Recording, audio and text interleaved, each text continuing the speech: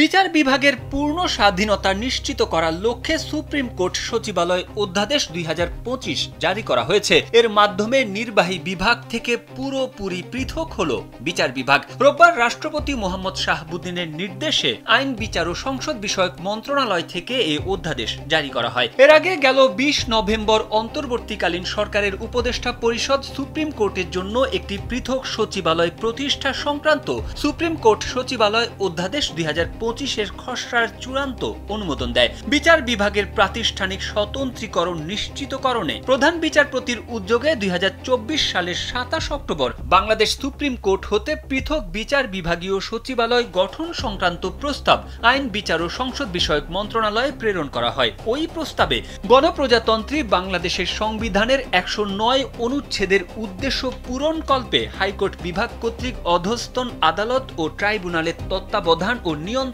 যথাযথরূপে পালনের উদ্দেশ্যে একটি স্বতন্ত্র সচিবালয় প্রতিষ্ঠার লক্ষ্যে একটি অধ্যাদেশের খসড়া, প্রস্তাবিত সচিবালয়ের অর্গানোগ্রাম এবং রুলস অব বিজনেস ও অ্যালোকেশন অব বিজনেসের সম্ভাব্য সংস্কার সম্পর্কে পরিপূর্ণ প্রস্তাব প্রেরণ করা হয়।